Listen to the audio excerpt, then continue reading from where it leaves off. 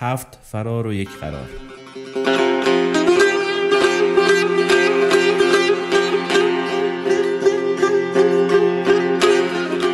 هنوز جوان بودم که دیده به دنیا گشود. هنوز پیر نشده بودم که جان به جان آفرین سپرد. آموزش عشایر جرقه آتش بود، بر خرمن جهل و بیداد زد. ابر بهاری بود بر تشنگان عید بارید.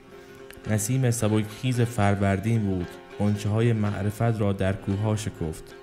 بوسه نوازشگر مادر بود، اشک یتیمان را در بیابان‌ها سترد و دریغا که به پایان راه نرسیده بود از میان رفت. چهرم در آسمان فتح و ظفر می درخشید. ریاحین وحشی جبال و سحاری گلهای شهر و گلستان را از یاد برده بود.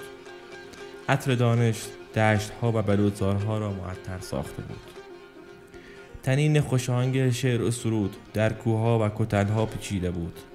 فروغ علم از شب سیاه خانه به دوشان روز روشن آفریده بود.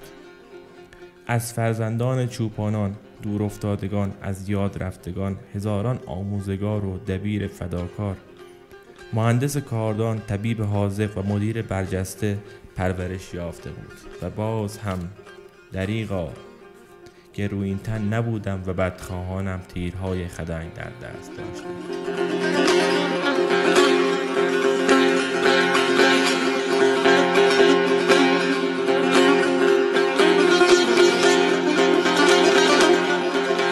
سالهای بسیار مانند پیکارگری نامدار در میان کارزار ماندم و سرانجام مثل دزدی نابکار راهی جز فرار نداشتم.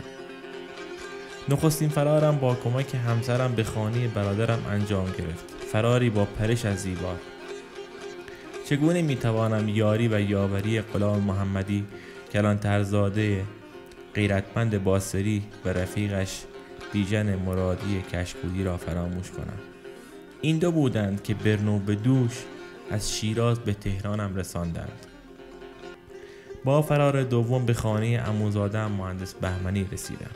با محبت عبدالله خان، مردی از دودمان مردخیز پولادی، از خطر آگاهی یافتم و به دولت سرای دوست دانشمندم دکتر سعیدی گریختم. خاطرم جمع نبود. دست به دامن رفیق دیرینم نصرت نوح، یکی از نویسندگان کیهان شدم.